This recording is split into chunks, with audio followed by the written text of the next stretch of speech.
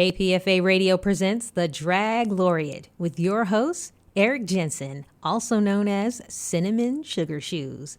Listen as Eric interviews Drag Laureate D'Arcy Drollinger as she spreads humor and the sparkle of drag to make positive change. Through performance clips, conversation, and a visit to Sexitude dance class, Drollinger shares with us the joy of drag and explains how it can help us all. Please enjoy this interview of the Drag Laureate that previously aired live on KPFA Radio. We've heard of poet laureates. What is a drag laureate? Meet the world's first drag laureate. D'Arcy Drollinger tells us how she crafted this new role. We hear some of her drag performances. Midnight Enterprises owns a patent for shoulder pads, a multi-billion-dollar industry. And we discuss the intense politics around drag. Join us on Out in the Bay.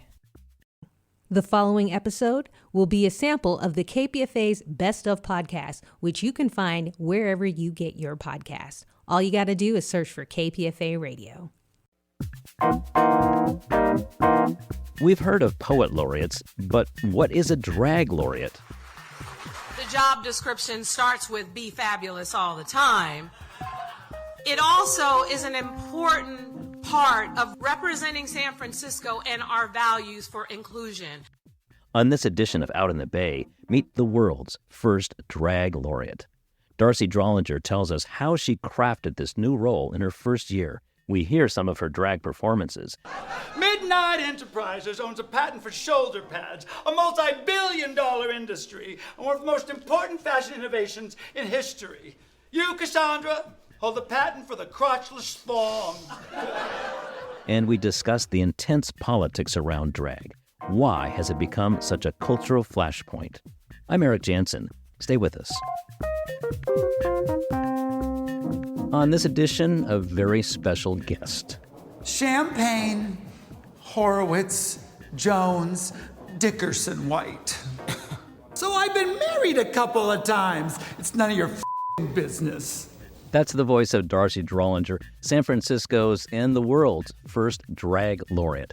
Champagne White, a exotic dancer, is one of many characters D'Arcy has created over the years. We'll hear more from Champagne, and we'll hear a lot more from Drag Laureate D'Arcy Drollinger as she nears 1 year in this official role, including what makes drag fun and its impact on society and politics, especially in this presidential election year. D'Arcy is a longtime drag performer, writer, actor, director, and producer, and for almost a decade now, owner and operator of San Francisco's Oasis nightclub and cabaret, a mecca for queer entertainment. He, and we'll get to the pronoun bit later, has also played the lead role of Dr. Frankenfurter in Ray of Light Theater Company's live-on-stage Rocky Horror Show for the past several years, the last two at Oasis as an immersive co-production. D'Arcy has appeared on Out in the Bay a few times before. I believe the first was 2012 or so, soon after his return to San Francisco from New York, when he spoke with us about Project Lohan, a complex theater piece about the trials and tribulations of Lindsay Lohan. D'Arcy Drollinger, thanks for coming back to tell Out in the Bay listeners about the fascinating new role of Drag Laureate and talk with us about the politics of drag. Thank you very much for having me. It's good to be here. It's been about a year now into your Drag Laureate term. You were appointed in mid-May 2023. So briefly, how has this first year been for you? I mean, it's a very daunting task to take something on for the very first time, but also very exciting. You get to sort of carve it out and create the role. So it has been everything I thought it was going to be and much, much more. I was not expecting how much national and international press was going to come my way. A exotic dancer is one of many characters D'Arcy has created over the years. We'll hear more from Champagne, and we'll hear a lot more from Drag Laureate D'Arcy Drollinger as she nears 1 year in this official role, including what makes drag fun and its impact on society and politics, especially in this presidential election year. D'Arcy is a longtime drag performer, writer, actor, director, and producer, and for almost a decade now, owner and operator of San Francisco's Oasis nightclub and cabaret, a mecca for queer entertainment. He, and we'll get to the pronoun bit later, has also played the lead role of Dr. Frankenfurter in Ray of Light Theater Company's live-on-stage Rocky Horror Show for the past several years, the last two at Oasis as an immersive co-production. D'Arcy has appeared on Out in the Bay a few times before. I believe the first was 2012 or so, soon after his return to San Francisco from New York, when he spoke with us about Project Lohan, a complex theater piece about the trials and tribulations of Lindsay Lohan. D'Arcy Drollinger, thanks for coming back to tell Out in the Bay listeners about the fascinating new role of Drag Laureate and talk with us about the politics of drag. Thank you very much for having me. It's good to be here. It's been about a year now into your Drag Laureate term. You were appointed in mid-May 2023. So briefly, how has this first year been for you? I mean, it's a very daunting task to take something on for the very first time, but also very exciting. You get to sort of carve it out and create the role. So it has been everything I thought it was going to be and much, much more. I was not expecting how much national and international press was going to come my way due to the fact, that what was happening in Tennessee and in other states around the country in terms of working hard to ban drag and take away queer and trans rights. So it was, I was thrust in the spotlight a little harder than I expected. I do remember you saying at the time that you found it fantastic and a little terrifying. Yes. We will get into those politics more a bit later, but before we do that, I want to dive into some of the joy of drag, its entertainment value. So let's start with more of that scene from your stage show and film, the name of which I can't say on the radio, so I'll have to say SH_T and Champagne. Champagne's an exotic dancer. In the first few minutes, her boyfriend's shot. She wants to find his killer, yet she is brought in for questioning. At the cop shop, Detective Jack Hammer, played by Seton Brown, interrogates her. Legal name? Champagne White. Full legal name. What are you driving at? You reek of divorce. Yeah, well, you reek of cheap whiskey and Vaseline, but I'm not sticking it in no report. Here's a news flash. Lose the attitude or I'm throwing you in solitary. Now what's your full legal name? Champagne, Horowitz, Jones, Dickerson White. So I've been married a couple of times. It's none of your business. D'Arcy, how did this character come to you?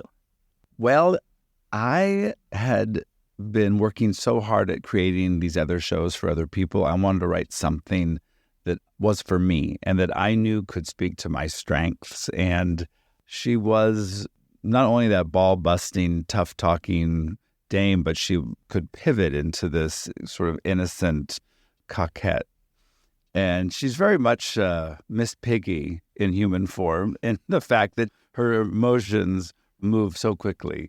I think I was very much inspired by sort of the exploitation films of the 70s, the Pam Grier films, Coffee and Foxy Brown, also Savage Streets and those kind of films, but also very much inspired by 70s television icons like Wonder Woman, The Bionic Woman, Charlie's Angels. And so I took both of those as inspirations and then put them sort of in a world of Mel Brooks and then stuck in some Quentin Tarantino action scenes. And it came out in this really fun, unique way that I started as a stage play, but I did it as if we were reenacting a film. So I put in all the Foley of every footstep and every punch and kick.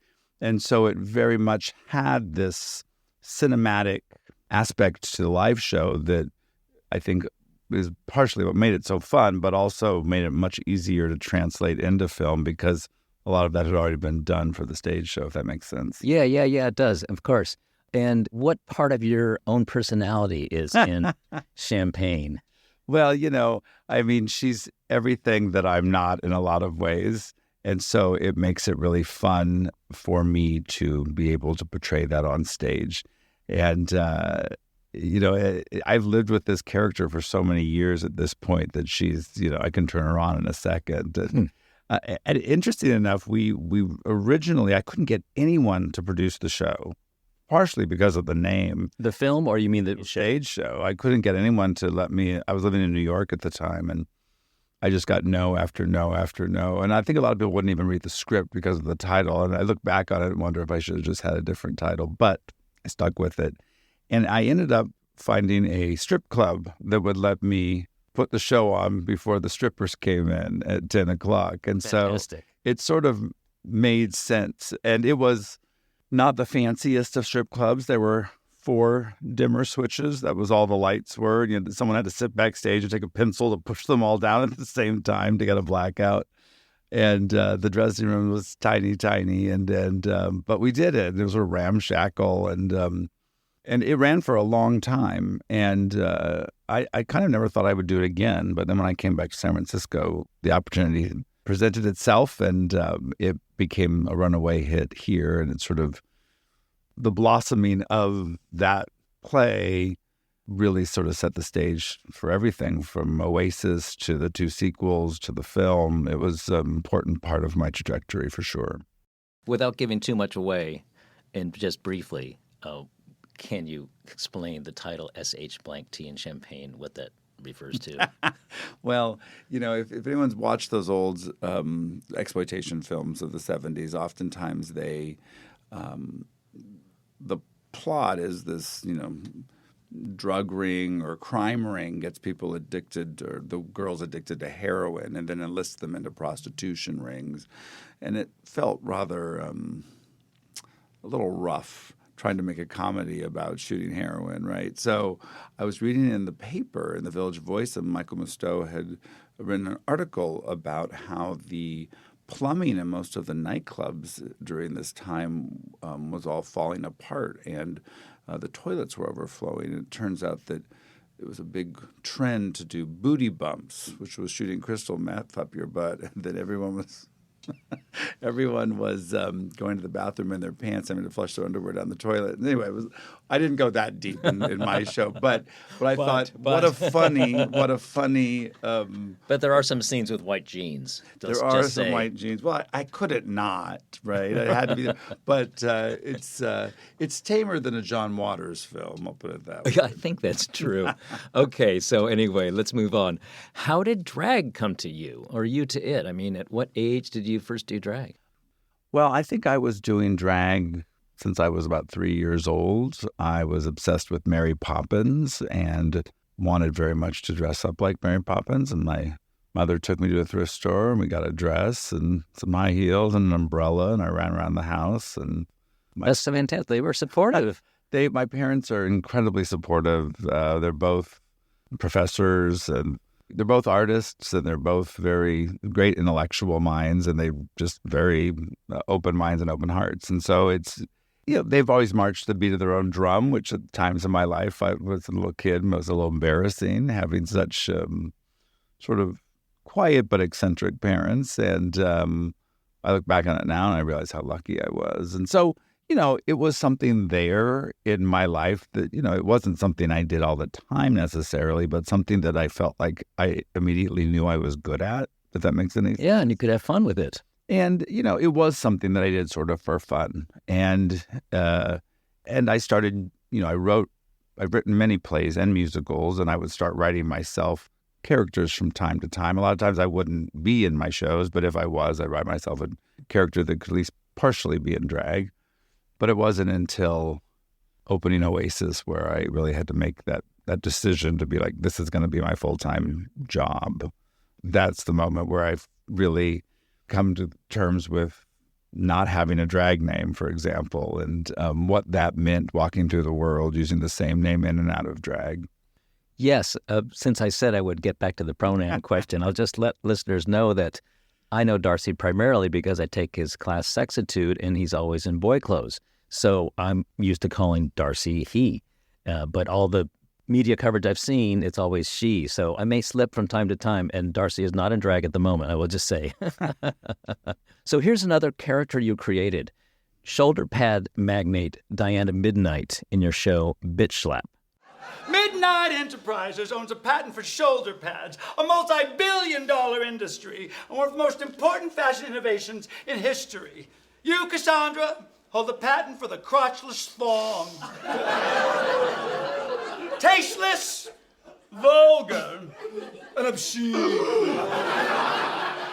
So how did Diana Midnight arrive in your creative mind, shall we say? Well, I really wanted to do something that sent up the nighttime soap operas of the 80s and the ridiculousness of the soap opera plot, that really anything can happen.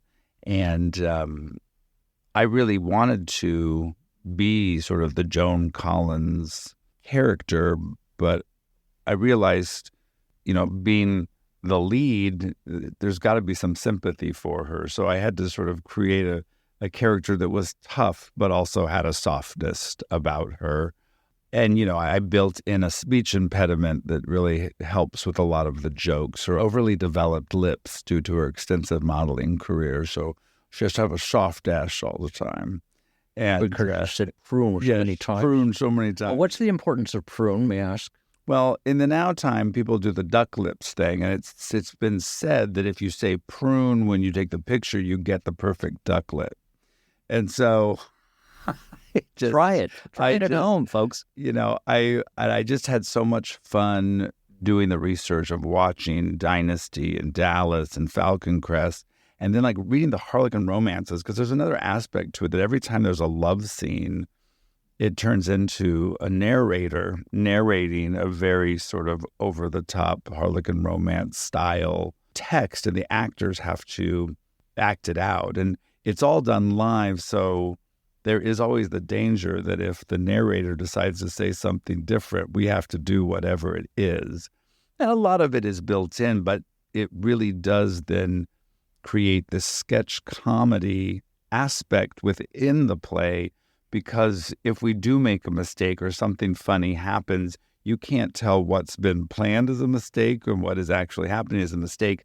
So it gives us a lot of freedom, but it really keeps the audience, I think, laughing, but also on their toes. So it's sort of, Dynasty meets the Carol Burnett show in that respect.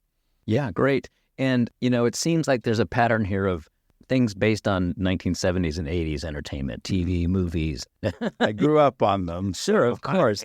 And, The Golden Girls has been one of the big hits that you've been in. I know you didn't write that. In that particular one, you're basically using the script pretty much verbatim, but with a lot of hamming it up, and so that those words can be understood on a different level than perhaps they were meant, or perhaps. Correct. I mean, we adapted, like I've adapted a number of television shows for the stage, and then there is freedom to not only change things that make more sense because you're doing it live and you're not on television, and also things that are funnier in drag.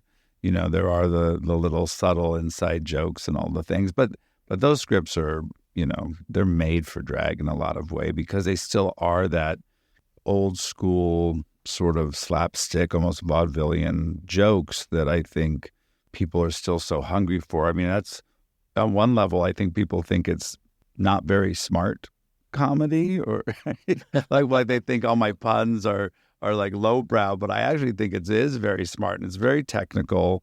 And I just look out at the audience and people are beaming. The laughter is so, palpable in the room, and it's just it's something that I feel like people really miss. And if they never had it before, it's somehow in them that they want to enjoy. I mean, I young and old, they love this kind of humor. And so Golden Girls just has that baked in. And those broads were all fabulous. And they were like, the end of an era, a dying breed of those kind of comedians. And it's that kind of comedy is a little dangerous in a lot of ways. That slow burn that B. Arthur would do. It's one of those things where you keep looking and the laughter dies. And then you're stuck. And if you just keep holding it a little longer in that dangerous place, and if it works, the laughter comes back. And there's a wave of laughter that's even funnier than when you started. And like I do a moment of that in Bitch Slap where there's a big explosion and they don't know if there's any survivors. And the nurse leaves the stage and everyone sits there waiting. And I make her sit backstage and she waits about a minute, which just feels like 10 minutes where you're an actor on stage, and it's just like, and then comes on and says, no. And the joke is so funny because we pushed it so hard in that place that feels sort of dangerous. Cause like, what if it doesn't work? Yeah. And that's what I love about that sort of old broad humor. Not old broads. It's broad. Right. It's older humor. Right. You recently revealed plans to turn Bitch Slap into a movie also. So tell us about that. Well, my goal actually is to make it into a series. I would like to basically make my own soap opera. And I think the world is ready for a drag soap opera. I mean, seeing the response I get from the stage show, which really is one of my most successful shows, it resonates. And I think, it's an endless trope. You can just keep going and going and going. And it would be really fun. And ideally, I'd love to do it where each week we'd have a guest star. And I'd write a specific bit for either a drag star or a soap star. And there's plenty of them I'm sure would love to spoof the genre. So that is my long-term goal. I'm going to just produce it myself to start and either try and sell it, or if not, do it as a web series and hope that it could get picked up on a bigger platform. Do you think you'd try to do that in front of a live audience? Because it seems like that's so much of the feedback that makes those things work. I mean, I think it would be really fun to have a live audience. Yeah, I mean, I do question if the comedy will be as strong if we're not having the laughs to play off of. That is actually a very good question. I mean, I've been planning to go ahead and film it like you would film Dynasty with, a multi-camera shoot, but in the studio and not with an audience. I don't know. I mean, that's a very good question. I mean, and perhaps it is something that's a little more like a hybrid of a sitcom where you do have a small audience and they are there to sort of help the actors, because it is hard to play to a quiet room when you're trying to land jokes. And that was one of the more interesting aspects of moving from stage to screen in the first film, was the fact that you didn't get the reaction. You got to hope that the joke is landing. And then even so, I've had some sort of, in quotes, user reviews, people that have just watched it and reviewed the film. And a few people have called it like the stupidest movie they've ever seen. It's so dumb. And I think they're... Ouch. I know, right? Someone else called it a smut fest, which I was very proud of. But I think, some people aren't getting the jokes that they're meant to be sort of idiotic, right? And it's a play on words. But without hearing an audience respond to it, I think that for some people, they might misunderstand that kind of humor. Yeah. In general, I think creating that genre on film versus on stage is it's a hard thing when it really does depend on the reaction of the audience. And I often say, doing that kind of theater that's almost vaudeville, or I like to call vaudeville 2.0, you rely on the audience as a character. Like, you really are a character, and their reaction, and sometimes even their vocalizing of things and talking back to us is part of the process and part of what makes it so funny, because then we can react to them. There's a whole other layer of jokes that happen only right there in that moment. They'll never be there again. And that's, I think, the sort of magic of live theater and that live comedic theater like that. Mm-hmm. Great. Well, thank you. You're hearing Out in the Bay, Queer Radio and Podcast. I'm Eric Jansen. My guest is San Francisco's, and as far as we know, the world's first drag laureate. Before we move on to what a drag laureate is and politics, I want to make it clear that Oasis is not all about D'Arcy Drollinger's shows. Oasis draws drag and other performers from around the U.S. and from other countries, and also features drag kings. Here's Lee Crow, whom I first knew years ago as Elvis Herselvis, playing Captain Kirk in an all-gender roles reversed recreation of the original Star Trek.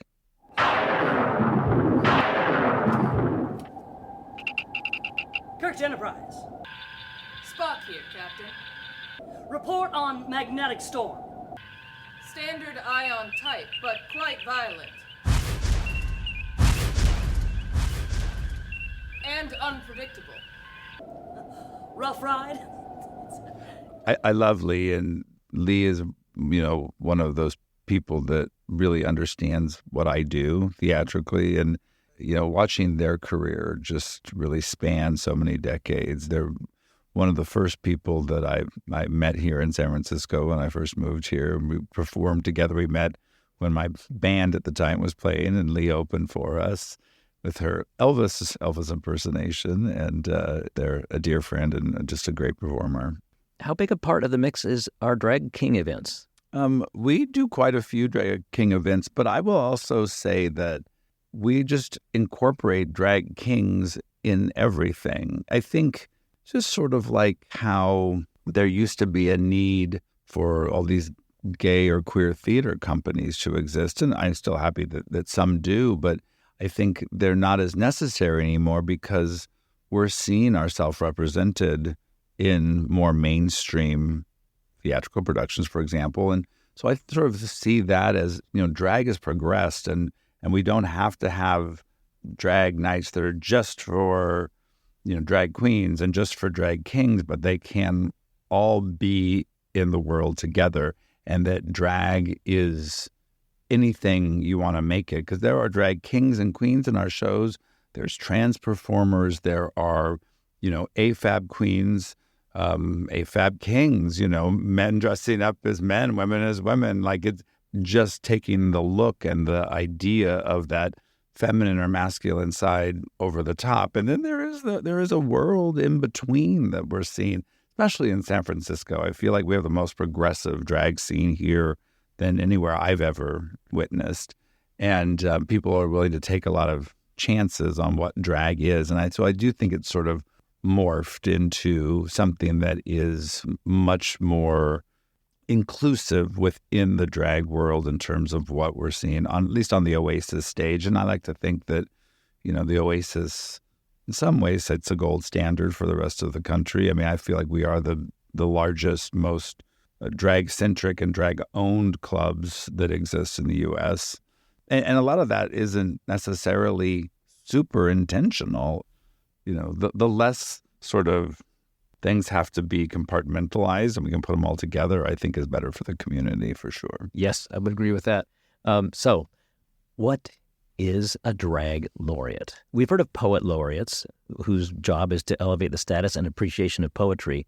So what does a drag laureate do? You can use the exact same terminology, just throw in drag instead of poetry.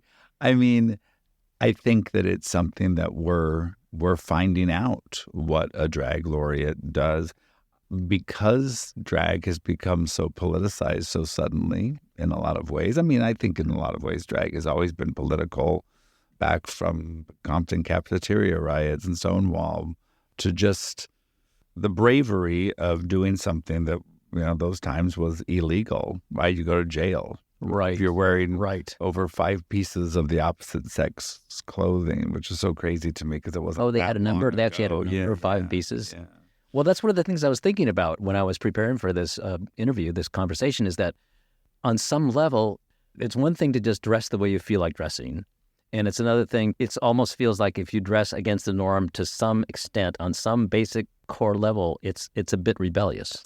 It is. And I mean, and you feel it when you walk down the street, And it's also one of those things, you feel it at first, and the more you do it, the less you feel it, right? Right. And it becomes not so hard to do once you're more sort of comfortable walking in the world like that. I mean, I'll say San Francisco is pretty fabulous in the way that, I can go out and drag, at least in the places that I go, and light up the room and light up the street, and people want to say hi to me and take my picture and really do appreciate it in a way that, now I know that's not going to be how it is around the country. And it's one of the things I love about San Francisco, right? But I think that because the Drag Laureate thing sprung up at the same time that everything else was happening, that my talking points were a lot more about politics versus, sparkle. It's very important. I talk about this in dance class. You sit in this room and there's so much joy right now with all of us, and we're applauding each other, and we don't even all know each other's names. And we are still celebrating not just when we get it perfectly, but when we are just expressing ourselves and moving through the world. And the more that we can feel free to live in this space, to live in this energy, we are walking through the world really our truly authentic self, because each and every one of us is just a little different, right? And we all have that. Everyone who is alive wants to feel this joyous and this free. And it is contagious. And if we inspire other people, I say it all the time, but there's that much less room in their hearts and their minds for anger, hostility, prejudice. We can change the world by being more fabulous. And you have that power every single day. So go out and change the world.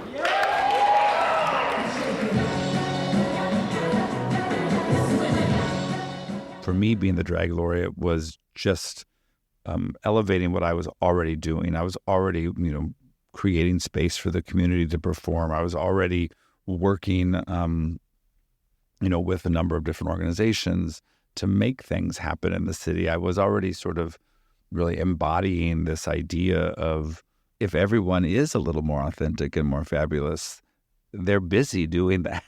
And they have less time in their hearts and their heads and for anger and hostility and prejudice. And it is amazing, the idea that we can live a more fabulous life at the exact same time we're transforming the world into a better place. And if nothing else, being able to just express that sentiment, that one sentiment on a much bigger level, I think to me has made everything worth it being the Drag Laureate. And there's all these other things that look good on paper, but really that ideology and embodying that in my life and as the Drag Laureate has been the most rewarding thing for me. When you mentioned the class you teach a minute ago, you were talking about sex too. I just want to be sure I know. So here's San Francisco Mayor London Breed, who gave us a hint of why a Drag Laureate was important for the city, for the country, and the world when she announced your appointment last May. The job description starts with be fabulous all the time. It also is an important part of representing San Francisco. Representing San Francisco and our values for inclusion. Making sure that people know that no matter who you are or where you come from or who you love, you have someone who has a voice that will always represent you and speak on your behalf. Did the city give you a formal job description, or how much of it was your free reign to create with this blank canvas? It was a lot of that, and I think they gave me more free reign because I was so involved already in so many things. There have been discussions along the way and ideas of things we want to work on together, me and with the city. I think that, they're in the process of defining what it is as well, and looking at what I'm doing and what I've done when it's over will be, part of understanding more of what they're going to want. I think that, like Mayor Breed said, it really does show how important San Francisco is in terms of really letting the communities and the queer community have a voice in city politics and elevating us and seeing us. It's like we look from Jose Sarria, from the court system that was created back in the day when the community really needed to take care of each other because people weren't taking care of each other. We're talking about the 1950s, yeah, right? Yeah. Into now with the Sisters of Perpetual Indulgence, which are really they are drag nuns, and they are doing what nuns do. They are raising money. They are taking care of people. I mean, that all exists still here. The court system, we have two court systems here. We've got the Drag Laureate, we've got the Sisters of Perpetual Indulgence, and we have other people like, Juanita Moore and other drag personas that are doing so much community work. San Francisco is a very unique place that way. And I know that, we can complain about all the stuff that isn't going right. But when I sit here right now and talk about all of this, it feels rather utopic, right? Is that the word? Is that the right word? It's like there is a drag utopia here where the drag community gets a place at the table. Yeah, a real serious place at the table. And, the mayor calls me on my cell phone. That's pretty fabulous, and cares what I think, And so I don't know that we'll have figured out everything for the Drag Laureate when I'm done, but I do hope that I can at least create some things that could be replicated each year. Like we did the SF as a Drag, where we had 2 days of drag performances on 60 street corners which was a very complicated thing to put together. Bet it was. But it came off fabulously, and like that's something that I could see happening and being something that the Drag Laureate does and participates with. Like I have my own nonprofit that this could go through, but maybe the Drag Laureate picks a nonprofit that they work together to sort of sponsor and co-create the SF as a Drag. And maybe someday that would turn into like the Day of Music in Paris, where everyone goes to the streets and plays music all over the city, and they vie for the best corners. And what if every drag queen on the same day every year just came to the streets and just filled the streets? And other people just got into it, just the general public. Exactly. That would be my fantasy, as if it became such a thing and people would come to San Francisco to come for the Day of Drag, where drag took over everywhere. And everyone, the coffee shops, the baristas were in drag. Everyone's in drag. Like a Day of Drag would be incredible, right? And so, that's not going to happen overnight. But if it's something that is continued by the Drag Laureates in the future, maybe that's something that could blossom. You also mentioned, I think, a drag mall. Yes. What did you mean by that? Any steps towards that? Well, I have made some steps. I think a drag mall would be amazing. We have so many empty, large stores.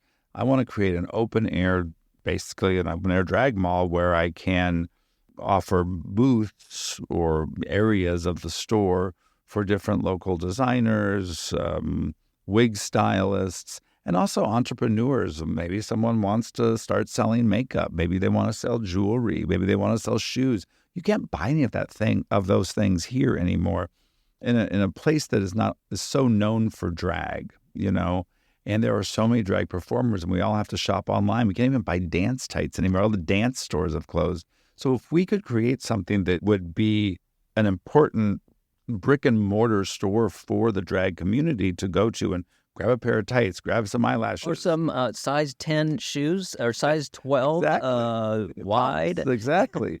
And it could also be a great tourist destination for people that want to go to the drag mall, right? And maybe we could even do like glamour shots where you can get, you can buy the stuff and someone will put you in drag and you can get your drag photos taken. It'd be a great place to also do like meet and greets with different drag artists, workshops on doing styling wigs, doing makeup. It could all happen in the store, and we've got all this space. So I have actually looked at 2 locations, and I'm working on a business plan, and I feel like if I want to make it happen, I can make it happen. And so people they see the artistry and what we're doing, I think, and they want it because it is fabulous, and it does fill up the room with joy and sparkle. And I think I'm proud that people are seeing what we're doing and want to incorporate us and bring us into their worlds, because I think there's a lot of room for drag in the art worlds, and I have lots of ideas and feelings about that as well. You're hearing Out in the Bay, Queer Radio and Podcast. I'm Eric Jansen. My guest is San Francisco's, and as far as we know, the world's first Drag Laureate. I want to ask you about the impact across the country, perhaps. I want to play a song that I recently heard about a young woman struggling in the town where she grew up. She hated her high school. She didn't fit in with the jocks and the girls, so she split, and she found help. Here's part of Mary Gauthier's Drag Queens in Limousines. I stole Mama's car on a Sunday. I left home for good. I moved in with some friends in the city in a bad neighborhood. Charles was a dancer. He loved the ballet.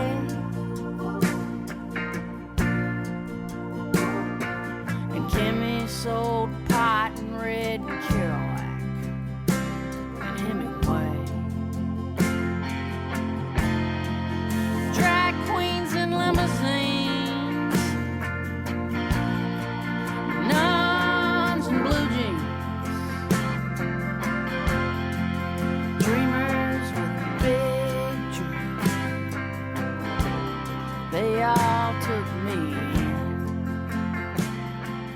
That's Mary Gauthier, originally from Louisiana. She released that back in 1998, so 26 years ago. And if it's about her own teenage years, then add another 15 to 20 years to that, and you have an idea of how long drag queens have been around and helping people as well as entertaining them, and not as politicized as today. So when, how, and why did drag become politicized? Especially recently, it seems to have become such a flashpoint in our country's culture wars. Yes, it is.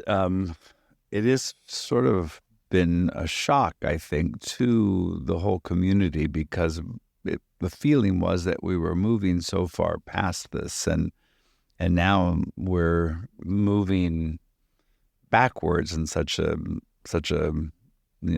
harsh way. I mean, it's not just drag performers and trans people, and trans people are just more visible now. The same prejudice has been there.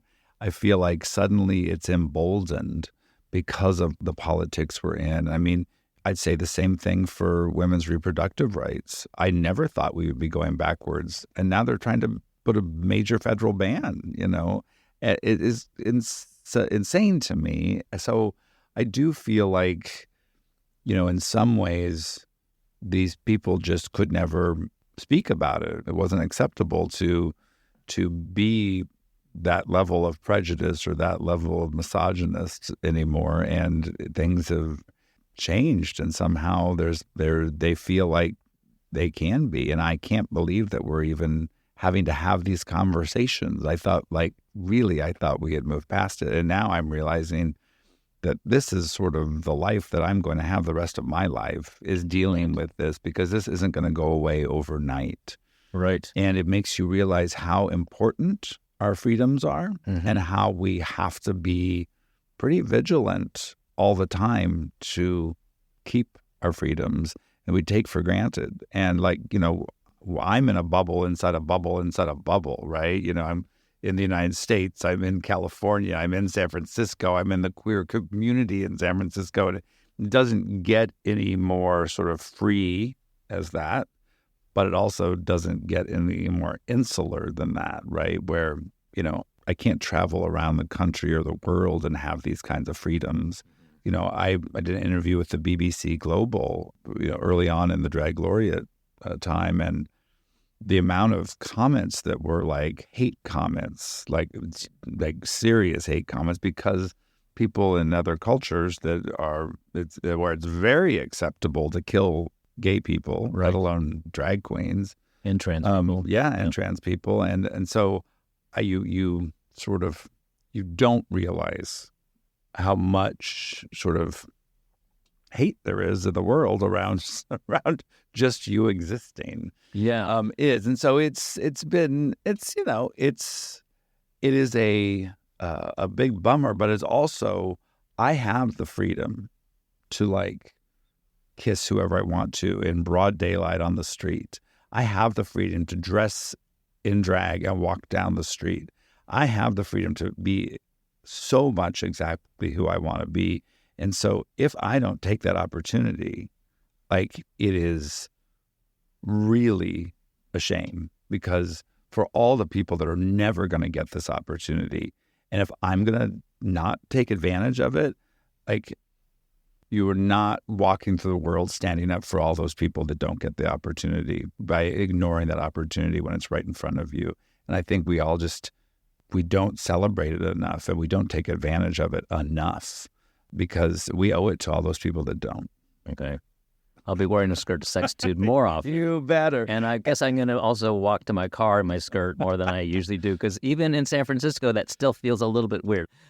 I just found this today, and I was surprised, because I was checking on the status of anti-drag legislation across the United States. I knew that Tennessee was the big one that passed it last year, but also Montana, and at least 15 other states have bills in progress to restrict drag performances, according to a report by the nonprofit World Population Review. Some of these laws are quite severe. Under Arizona's pending legislation, drag artists who perform in front of children under 15 years old would be subject to at least 10 years in prison and forced to register as sex offenders, says that report. But most of the states plan to appeal those rulings, so In those states, there may soon be no drag queen story hours for the kids in schools and public libraries like we have here in California, nor for anyone anywhere outside where minors might just happen to walk by. But you can take them to a WWF wrestling match and watch people beat the hell out of each other. And gun shows, I suppose. Yeah, sure. And I mean, you could, for these under 18 kids, they can buy a gun, but they can't watch a drag queen tell a story. And I also think things like that are, they're really also coming after the parents, right? And all of these red states want less government and more personal freedom, but they only want their own personal freedom. They don't want personal freedom that they don't approve of, because really these kids aren't like running away from home to get to the library for the drag story hour, right? They're being taken there by their parents who want them to have that experience. I mean, Drag Story Hour was created by Michelle T. because she wanted something special for her children, and she just did it for her kids. And it just started growing and growing and growing. And because people wanted it. Is there anything else that you want to talk about that we haven't touched on yet?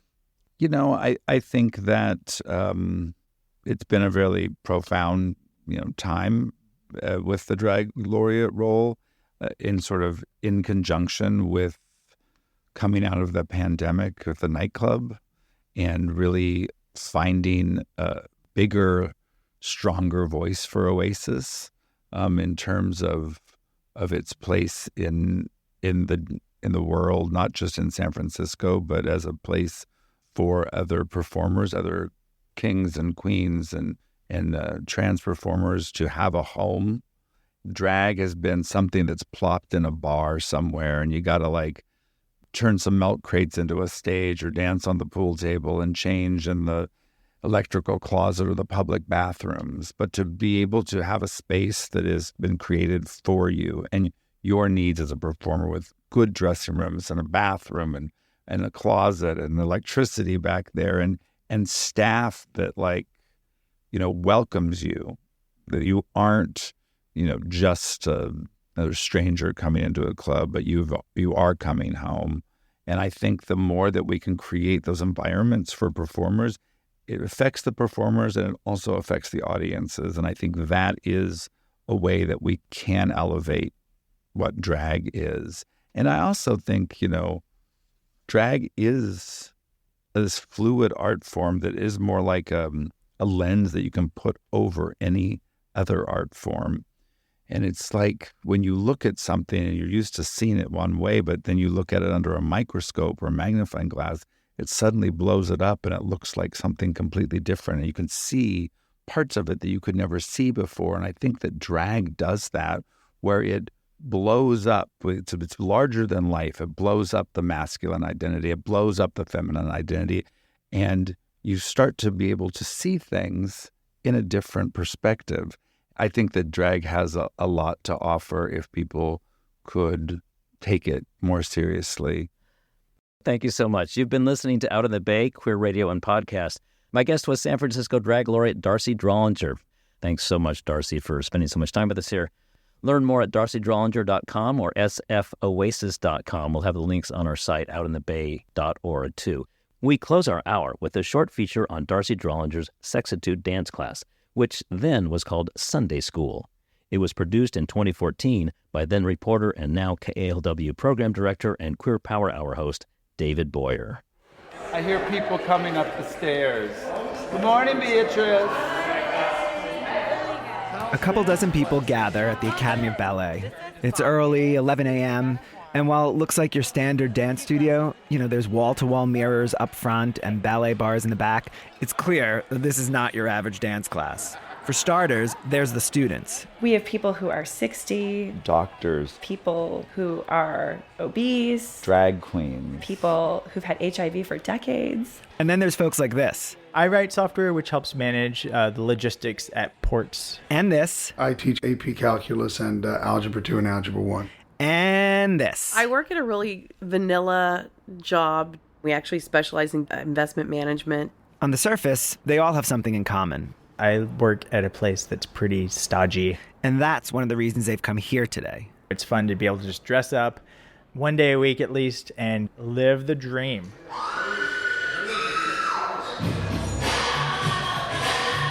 The dream is backup dancing, and their dream maker is D'Arcy Drollinger. You can't miss him. He's leading the warm-up in fluorescent blue spandex with hot pink socks and a headband. I personally have a spandex addiction. Many people here have clearly followed his lead. I am wearing star-studded fishnet stockings with sparkly panties. A Hanes t-shirt with hand-stenciled lettering that says, "I'm a stupid bitch." A lot of good gold lame. Skimpy tops. Leopard print booty shorts. Neon colors. A cut-off shirt with my hairy little gut sticking out. Fringe. And I'm fine if people come in gym shorts and a t-shirt.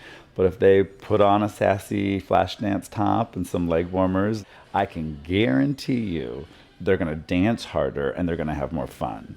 But don't be fooled by the outfits. This class is physically challenging, and this warm-up is no joke. And stretch. Flap back. Plie stretch. Flap back. Release sideline. I'm not kidding. The first time I went, I could not really walk that well till Thursday. After the class, I told D'Arcy, I said, "Oh my gosh, I can't do this." He just said, "Come back next week. Just keep coming back." And I did. And it got easier. This is week 3 of this routine, so I'm going to push you a little further. And I tightened up a few things too, so you'll be happy. Squeeze me. The dance moves, honey, the dance moves. So here's how it works. D'Arcy creates a new routine each month. He teaches it in bite-sized sections, adding new bits each week. This little beginning part's the most complicated part of the whole thing, so once we get that under our belt, we can keep running that over and over and over, and we'll add the rest of it. And I'll put some music on, and we'll start working with music. 5, 6, 7, 8. Face, face, face, shoulder, smooth skin, palm, palm. Okay. D'Arcy demonstrates as he goes. The laser-focused students watch him in the mirror and mimic his every move. Some nail it. There's also some awkwardness, and there's a few questions. Once everybody's got it, D'Arcy moves on. Boom. And I'm about to show you something gorgeous. Okay? Turn around. Boom. 1. Push it out. Bring it in. Show it off. And bam. More. And bam. Hello. Whip it. All right? Let's try it with some music. It's not about getting every move right every single time. I want to see a little fire in your faces. He pushes us to have an attitude, to be fierce. Give me something. Sell the song to me. It's kind of like half acting and half dancing. You got no excuse but to seduce. 6, 7, 8. He will often say in class, I want sexy. "Give me sexy." Or I want attitude. Or "Give me attitude." I choose attitude over sexy. The sexy thing is still so tied up with my Catholic upbringing that sexy meant slutty. Some of them are going to be better at tossing their hair. Some people are going to be better at, the actual move. Some people are going to be better at crawling on the floor, whatever it is, you know what I mean? So using whatever strength they have. Definitely feel glamorous. Definitely feel fabulous. I want you to fire every muscle. For some, Sunday school is a great way to unwind and get some exercise. But for many, the class is much more. The class has definitely changed my life. I think I struggle with not being comfortable in my own skin. And I know this sounds kind of cliche, but he's kind of taught me how to love myself, to love who I am, to embrace who I am, and to show off who I am. I would go crazy if I didn't get to dance. Don't get to have that type of expression anywhere else. It seems like a lot of people in class have gotten up the courage to quit their crappy jobs after being in dance class for a while. You feel almost rebellious, and you begin to get more impatient with things that don't make you feel positive about yourself. I think I understand more now why people go to church. And for D'Arcy, their passion is his reward. What is so satisfying is to watch these people when they give it their all. They give it everything they've got, and they may not be perfect, and they're probably not going to be perfect. But there's something so joyous when they are going for it in this kind of raw, enthusiastic way, purely for the joy of doing it. fabulous. Have a wonderful week. I love you all. Thank you. Our thanks to KALW for that feature on D'Arcy Drollinger's Sexitude dance class, produced by David Boyer in 2014. Learn more about Sexitude at sexitude.com. And come see us perform on the San Francisco Pride Festival's main stage, Sunday, June 30th.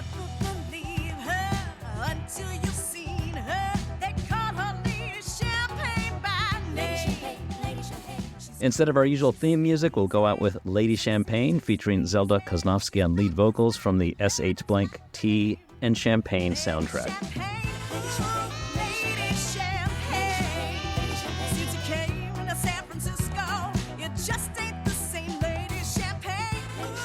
You can hear past episodes, get in touch, and sign up for our email newsletter at outinthebay.org. While you're there, please consider chipping in.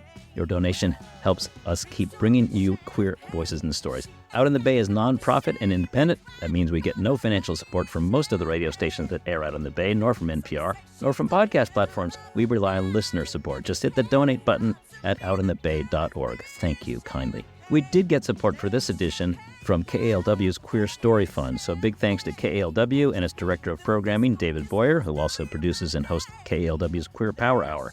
Special thanks to San Francisco Public Press and its radio station, KSFP, in whose studios we recorded this edition of Out in the Bay, and especially to our studio engineer, station manager Mel Baker. David Kwan is our sound designer and audio editor. Porfirio Rangel and I co-produced this edition. Thank you, David and Porfirio. Our theme music was written and performed by Holly Mead.